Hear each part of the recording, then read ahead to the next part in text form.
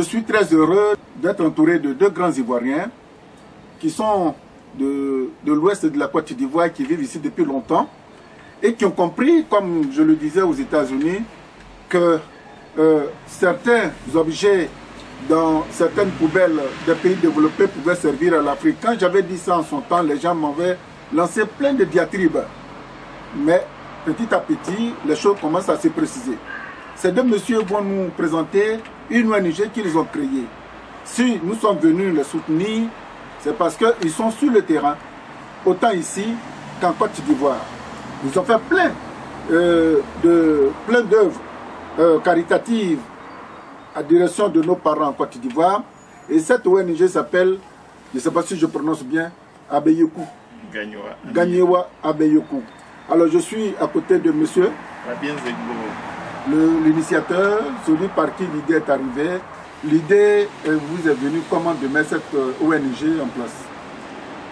Alors, au départ, on était des amis sur Facebook. On parlait de notre région, de nos traditions, de nos valeurs. Et puis, on s'est demandé si ce n'était pas important de mettre toutes ces connaissances-là ensemble pour essayer de trouver une solution aux problèmes sociaux que nos parents traversent en Côte d'Ivoire. C'est ainsi qu'est née l'idée de Gagnewa Abeyoku. Et Abeyoku, ça veut dire quoi? Abeyoku, c'est en langue bété de Gagnewa, ça veut dire allons de l'avant. Gagnewa Abeyoku, ça veut dire, c'est un encouragement qui veut dire allons de l'avant. C'est en quelque sorte notre cri de guerre pour que nous essayons d'avancer ensemble. Et donc, comme ça, vous lancez à vos amis Facebook que le fait que nous soyons de la même région, du même pays, est-ce qu'il ne serait pas souhaitable que nous nous mettions ensemble dans un creuset légalisé pour que nous récoltions certains dons en destination de nos parents qui souffrent? C'est là que l'idée vous est venue. Absolument. C'est comme ça que vous avez appelé celui qui est à ma gauche, qui va se présenter. Ben moi je suis Boli-Claude, je suis communicant en deux métiers. En fait, le projet m'a été présenté par la présidente Léa de l'Iscoukounou et j'ai vraiment apprécié, j'ai vu que c'était noble. Je lui ai donné mon accord pour lui, il n'y a pas de souci, on va travailler ensemble. Et puis bon, ben, c'est parti comme ça. Et puis depuis le temps, on travaille ensemble, c'est un peu bien. Et voilà. Et la communication, vous l'orientez dans quel sens? Mais pour le moment, elle est très interne pour le moment et par rapport à certains partenaires. Elle n'est pas encore, c'est pas la grosse communication comme on pourra le faire, comme font certaines grosses associations ou même ONG. Pour le moment, elle est vraiment au niveau des membres et tout ça. Parce qu'il faut une communication interne assez propre. Et quand on sort, chacun sait ce qu'il fait, chacun sait ce qu'il dit. Et voilà. Et bon, vous êtes le média, ton média, il est vraiment le premier. Vraiment, on va dire, au niveau des Ivoiriens, à nous donner cette tribune-là pour nous exprimer. Alors, quelle est l'orientation que, sur le plan de la communication, tu comptes donner pour que l'association ou l'ONG soit plus crédible, visible et au demeurant interpeller la sensibilité d'autres personnes qui éventuellement souhaiteraient vous joindre pour vous accompagner dans votre élan de solidarité? Mais c'est assez facile, c'est-à-dire qu'on va d'abord tabler sur les actes qu'on va poser, présenter les actes qu'on va poser, hein, et à partir de là, faire comprendre aux gens l'importance, présenter aussi les personnes qui en bénéficient, voir un peu comment ils sont joyeux d'en bénéficier. À partir de là, on va présenter ces choses-là aux gens. Les gens vont dire, bon, écoute, avant ce qu'ils font, là, c'est déjà pas mal, c'est déjà bien. Ben, s'ils sont intéressés, s'ils ont envie d'aider les gens, ils passeront par nous, ils viendront avec nous et puis ils travailleront avec nous. Et c'est vraiment par rapport aux actes qu'on va poser. Hein, avec les petits moyens qu'on aura pour le début, les actes qu'on va poser, c'est avec ça qu'on va vraiment communiquer, c'est vers là qu'on va orienter la communication, pour que les gens comprennent qu'il y a un travail qui se fait. Parce qu'en fait, en général, à Paris, il y a beaucoup d'associations, mais il n'y en a pas beaucoup qui présentent les actes qui ont été posés. Et ça, c'est très important parce que ça sensibilise aussi, et puis bon, ça touche les gens. Alors, initiateur, depuis que l'association, l'idée vous est venue, quels sont les actes que vous avez posés? Alors, nous avons posé exactement 2 actes. Le premier, c'est par l'intermédiaire de la présidente Léa Denise Koukouignon, présidente de la structure France, nous avons initié une action en direction de la maternité de Gagnoa. Elle y était allée pendant ses vacances et elle a constaté que les enfants qui naissaient, les bébés qui naissaient, n'avaient pas d'aspirateur de mucosité. Ça a été le déclic d'une action que nous avons lancée ici. Et donc nous avons collecté quelques fonds et nous avons offert un aspirateur de mucosité à la maternité de Gagnoa, en plus d'autres articles, d'autres matériels qu'on a ajoutés. C'était notre première action qui s'est déroulée au mois de juillet 2017. Et là, tout près de nous ici, à partir du 15 mai, nous irons en délégation, en forte délégation, à Gagnoa pour offrir du matériel médical, comment je vais dire ça, des articles de première nécessité pour les bébés, comme le lait, comme des tétines, comme des biberons à la maternité, mais aussi au centre social de la ville de Gagnoa. Et en même temps, dans la même journée, on fera aussi des dons au dispensaire de Ouagayo qui est à 20 km de Gagnoa. Voilà, ce sont les deux actions phares que nous avons déjà mis en route. Donc, quand vous arrivez en Côte d'Ivoire, en Afrique, notamment en Côte d'Ivoire singulièrement, et que vous rentrez dans un centre de santé, qu'est-ce qui vous frappe en premier lieu? Alors, le dénuement, l'indigence. Je vais dire que c'est moi qui travaille dans la santé, quand je vois ce qui se passe, je suis effaré. Je me demande même si le directeur ou c'est pas les médecins qui sont à la tête de ces hôpitaux-là sont des gens qui ont une fois fait des études. Je ne parle pas de médecine, mais tellement la saleté. Est-ce que c'est de leur faute? Ben, je pense en premier lieu c'est de leur faute. La première action c'est de leur faute. Ça dit que l'hygiène élémentaire, ça dépend des agents de santé qui sont là. Que des femmes accouchent sur des pagnes, je ne sais pas quoi, des pagnes dans une maternité, à même le sol. Même le sol, c'est de la faute des soignants qui sont là. Essayez de dire aux gens de faire des petites éducations, une petite éducation sanitaire pour que les gens ils soient propres sur eux, pour venir là, venir avec des pagnes. S'ils sont dépourvus de moyens, ça dit que s'il n'y a pas de lit, s'il n'y a pas de matelas, et que le bâtiment il est là, il faut bien que ça serve quelque part. Oui. Alors, oui, le bâtiment est là et que ça sert, mais il y a des centres de santé qui sont peut-être dépourvus en matériel, mais où la propriété qui est l'élément essentiel. Je dis, pour le soin, c'est l'élément essentiel, la propriété. Alors, il faut que l'établissement soit déjà propre, que les locaux soient propres, et à partir de là, après, récolter le matériel. Il faut demander. L'État, je ne sais pas, hein, moi je ne rentre pas dans ces considérations. L'État peut faire des choses, mais en même temps, les gens qui sont les plus concernés, ce sont les populations elles-mêmes. Les populations aussi peuvent faire quelque chose pour leurs hôpitaux. C'est-à-dire que les cadres de la région peuvent faire quelque chose pour leurs hôpitaux. Ne serait-ce qu'acheter un paracétamol et donner à l'hôpital, c'est déjà un acte un acte civique très fort. Donc la santé en Afrique, notamment en Côte d'Ivoire, c'est un problème, mais la santé c'est la vie. Voilà, c'est la vie. C'est la vie et c'est l'affaire de tous. Et donc cette vie-là manque encore en Côte d'Ivoire. Elle manque en Côte d'Ivoire. Et donc c'est normal que les gens meurent. Les gens meurent, ils crèvent comme... c'est ce que nous avons constaté. C'est pour ça notre action va dans ce sens-là. Essayer de redonner de la vie, essayer de redonner de l'espoir. Voilà pourquoi nous agissons et nous agissons aujourd'hui pour cette région qui est ma région d'origine, mais à la longue, nous allons nous ouvrir au reste de la Côte d'Ivoire. D'accord. Voilà. Alors, les organismes internationaux qui se consacrent à la santé, notamment l'UNICEF, l'OMS, Médecins sans frontières, Médecins du monde, etc. Est-ce que vous avez un message à leur endroit? Ben oui, le message est le suivant. ces grands organismes qui s'occupent de la santé des populations auront intérêt à s'occuper de l'environnement de nos centres de santé. C'est-à-dire former des agents qui sont sensibles au bien de l'hôpital, au bien des dispensaires, et entretenir le matériel. Parce que on a beau acheter le dernier, je sais pas, matériel IRM, si on ne l'entretient pas, c'est voué à l'échec. Donc, que ces organismes-là nous aident déjà à nous équiper, mais surtout former le personnel de santé, les sensibiliser à leur corps de métier qui est le soin. Et le soin, c'est l'hygiène élémentaire. Et c'est ce que j'ai constaté. Hein. Moi, c'est mon constat.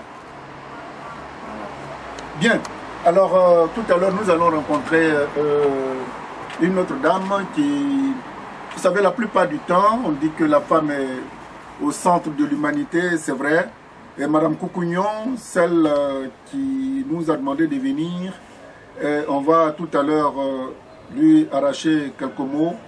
Mais je voudrais simplement vous dire que si tu es ivoirien, que tu nous regardes, si tu es burkinabé, que tu nous regardes, si tu es congolais, tu nous regardes, il est temps que quand on va à l'aventure, l'expertise que nous avons, sur tous les plans, que ce soit la communication, la santé, ainsi de suite, souvent on critique le pouvoir, on critique le gouvernement, mais nous aussi, nous pouvons apporter notre petite contribution à l'amélioration de la condition de vie de nos parents restés sur place. Je crois que c'est l'idée qui a germé dans l'esprit de nos amis et que nous voudrions que cela s'étende de manière très sincère. Et que quand on vous donne du matériel dans ce sens, que vous n'alliez pas le vendre en Afrique et que vous serviez véritablement à des dons et veillez à ce que la propreté soit dans nos centres de santé. Parce que comme il le dit, une femme qui accouche a même le sol sur un pagne quand même. Quel est l'avenir de ce bébé? Déjà, il naît dans des conditions les plus difficiles. Imaginez-vous ce qu'il va endurer jusqu'à 20, 30, 40 ans. Est-ce que ce n'est pas des rebelles qui vont germer là? Ce n'est pas des gens qui seront encore des monstres dans le développement de l'Afrique? Je crois que le combat que nos amis sont en train de mener est un combat très noble. Parce que s'attaquer à la santé, c'est essayer d'améliorer la vie. On vous remercie. Est-ce que vous avez quelque chose à dire? Un appel à lancer, monsieur l'initiateur, monsieur le communicant? Déjà, c'est déjà te remercier, Joël, pour tout ce que tu fais pour la communauté. Parce que bon, les appels, on va les lancer en avec temps. Mais je vais profiter de ton média pour te remercier pour ce que tu fais, pour le soutien que tu as. Malgré, on dit tout ce qu'on fait, tout ce qu'on a, c'est l'homme, l'élément le plus important. Et malgré tout ce qu'on va dire, tout ce que tu as vécu, même les bâtons, les roues comme on dit, l'homme étant tellement attaché à sa chose, étant tellement professionnel, tu es vraiment resté, puis tu nous as sorti à midi encore. On veut vraiment te remercier pour ça. Et puis bon, par rapport à Gano Ameyuku, c'est une association qui va durer. Parce que bon, on a une grosse équipe et les gens sont vraiment décidés. Et voilà, je lance un appel aussi à tous ceux qui voudraient vraiment aider la ville de Gano pour commencer, parce qu'après on verra aussi d'autres points. Ils sont les bienvenus. C'était ce que je voulais dire. Voilà, je rejoins mon frère Boli Claude dans ses remerciements à l'endroit de mon frère Joël Etienne, que je connais depuis plus de 10 ans. Ensuite, l'appel c'est à l'intention de nos frères qui sont ici. C'est simple, hein? Je rejoins en cela Joël, c'est simple. Hein? Vous avez 1 euro. Vous le divisez en deux, c'est 50 centimes. Ces 50 centimes, vous le mettez à la disposition de votre village. Déjà, vous aurez toutes les bénédictions du monde. Et aider les gens à vivre, que de les aider à aller au cimetière ou à les enterrer, c'est pas la même chose. Aidez-les plutôt à vivre. C'est l'appel que je vous ai lancé. On dit celui qui plante un arbre avant de mourir n'a pas vécu inutile. Mais que dirions-nous de ceux qui se battent pour que la santé soit? Et elle sera grâce à l'effort à l'abnégation, au grand souci, à ce combat de nos amis, gouvernants, personnalités politiques locales, en Côte d'Ivoire, Gagnois, ceux qui arrivent, ce n'est pas pour devenir maire, ce n'est pas pour devenir député, ne les mettez pas de bâton dans les roues. Ils viennent pour vous aider à améliorer la condition de vie de ceux pour qui vous prétendez être à des postes électifs pour leurs conditions, leur hygiène et leur bien-être. Merci et à très bientôt. Merci. Tout à l'heure, nous nous sommes entretenus avec vos deux associés et tout leur dit converger vers vous. Et vous êtes allé en Côte d'Ivoire. Quel est le constat que vous avez fait qui vous a sensibilisé à ce point pour que vous vous mobilisiez pour créer une ONG à caractère social, pour que vous vous évertuez à cotiser de l'argent, acheter du matériel pour envoyer à nos parents qui sont restés sur place en Côte d'Ivoire? Alors, je vous remercie. J'ai été en vacances en Côte d'Ivoire, précisément à Gagnoa. Et puis, dans mes promenades, j'ai dit, je vais aller voir la maternité de Gagnoa, l'hôpital central en fait. Et quand je suis rentrée à l'hôpital central de Gagnoa, je me suis dirigée directement vers la maternité. Et là, j'ai vu des femmes qui accouchaient à même le sol. Et là, je perds mes mots. Et le plus choquant, il y a une petite fille qui est née devant moi, qui est en détresse respiratoire. En tant qu'une maman, je dis, mais c'est pas possible. J'ai posé la question, mais cette petite fille, enfin c'est un nourrisson parce qu'il vient de naître. Vous ne pouvez pas avoir un aspirateur de mucosité pour aspirer les glaires, parce que moi je travaille quand même dans le médico, dans la santé, donc je connais. Elle m'a dit, madame, l'aspirateur de mucosité qui est là, ça ne fonctionne pas. Ça ne fonctionne pas. Donc elle avait la poire avec un tuyau qu'on achète à la pharmacie et qu'elle aspirait manuellement. J'ai dit, manuellement, en quelques minutes, l'enfant peut partir. Bon. Nous sommes en train de mettre en place une petite association caritative. Madame, je vais partir. Je vais voir mes amis. On va faire tout pour revenir avec l'aspirateur de mucosité. Elle a dit, mais tout le monde vient ici, les gens nous filment. Ils partent, ils ne font rien. Je dis, mais écoutez, il faut un début à tout. Je n'étais pas obligée de venir ici. Je vous ai dit, par la grâce de Dieu, on va revenir. Et je suis venue, j'ai contacté mes amis. On a fait une campagne de financement participatif. On est parti et puis on a fait. Pour répondre à votre question, monsieur Etienne, c'est l'état dans lequel les femmes, moi je dis femme maternité parce que je suis une maman. Donc du coup, je suis venue, j'ai vu mes amis et on a fait cette campagne de financement participatif par la grâce de Dieu. On a récolté ce qu'on pouvait récolter, un peu d'argent. Et on a acheté l'appareil de mucosité. On a profité pour récupérer aussi tout ce qui était un peu besoin, les gants, des blouses, les saturomètres, les tensiomètres. Et je suis partie à Abidjan. J'ai été à la maternité de Gagnoa et on a fait ce don. Et j'ai promis à l'équipe que priez pour nous. C'est la parole que j'ai laissée. J'ai dit priez pour nous parce qu'on peut bien avoir les bonnes volontés. Mais si Dieu ne touche pas le cœur du donateur, il ne peut pas donner. Il y a des gens qui sont des milliardaires, ils sont assis sur leur argent, ils ne donnent pas. Donc, priez pour nous. Et ils ont prié pour nous. Et quand je suis venue, j'ai vu mon équipe, il y a des gens qui se sont rajoutés, on a fait cette campagne. Donc, pour répondre à M. Etienne, ce qui m'a poussé au nom de l'association, c'est l'état dans lequel nos frères, nos familles, qu'on a laissés là-bas pour venir ici, se trouvent. C'est ça qui me motive personnellement. Et cette motivation que je transmets aussi à mon équipe pour qu'on puisse continuer à subvenir, entre guillemets, aux besoins de cette population qui est vulnérable, qui est fragilisée par la galère, pour parler comme des jeunes. Et voilà pourquoi ça me tient à cœur. Voilà. Et c'est à l'hôpital de Gagnoa seulement vous avez fait le constat. Est-ce que, est-ce que vous pouvez vous imaginer sur l'instant que ça peut se généraliser sur tout l'ensemble du territoire, sur toute l'étendue du territoire du Côte d'Ivoire? Oui, parce que j'ai vu que l'hôpital central de Gagnoa, mais Gagnoa c'est une ville. Donc, l'état dans lequel l'hôpital est, je ne peux même pas imaginer les villages. Demain, on va aller à Dembocro, on va aller à Tumodi, on va aller à Bongouanou. Il y a des villages de Bongouanou, par exemple. Si l'hôpital central de Gagnoua qui est une ville, hein, est comme ça, ça veut dire qu'il y a encore des cas encore plus graves. Mais on commence à Gagnoua, comme je disais tout à l'heure à un ami, comme la Bible dit toujours qu'il faut commencer à Jérusalem pour aller dans les contrées. Donc comme je suis de Gagnoua et c'est là que j'ai vu, on commence là, mais on ne va pas s'arrêter là, par la grâce de Dieu. On va aller parce qu'il y a des situations qu'on ne nous montre pas ou qu'on n'a pas encore vues. Mais comme l'équipe qui est en Côte d'Ivoire, on a demandé à nos membres qui sont là-bas d'essayer de visiter quelques villages. Il y a des villes aussi, mais surtout les villages, pour recenser des petits besoins. On n'est pas des milliardaires, mais on sait qu'avec la force que nous avons, on va y arriver. Voilà, donc ça commence à gagner, mais ça va s'étendre encore.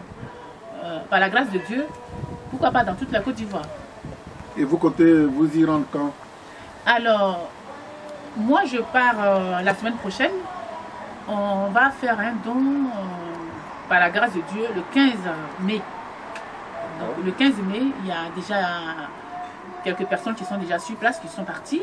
Il y en a d'autres qui partent fin de cette semaine. Et moi, je pars la semaine prochaine, par la grâce de Dieu. Et ça sera le 15 mai. On va retourner à l'hôpital central.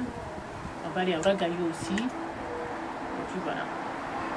Eh bien, tout le mal que nous vous souhaitons, chère madame, c'est de vous souhaiter un bon voyage. Merci. Et que tout se passe bien, que les politiques ne voient pas aux actes que vous posez, des récupérations politiques, et qu'ils vous facilitent aussi la tâche, et que nos parents qui sont en détresse, ils puissent avoir un peu ce sourire aux lèvres, de savoir que quand on met un enfant au monde, eh bien, cet enfant, il a pour obligation de retourner ce que l'investissement que ses parents lui ont apporté pour l'amélioration de sa condition de vie. Nous vous souhaitons un très bon voyage. Merci. Et que nous sommes là. Et dès que vous arrivez, apportez-nous les images pour que nous les montrions à nos téléspectateurs, de savoir que vous n'êtes pas de ceux qui prennent l'argent pour aller vendre le matériel sur place, et que quand on vous les donne, vous allez vraiment les remettre aussi à nos parents qui sont vraiment dans un grand besoin. Bon voyage. Merci. Et bon retour. Merci, monsieur Tia.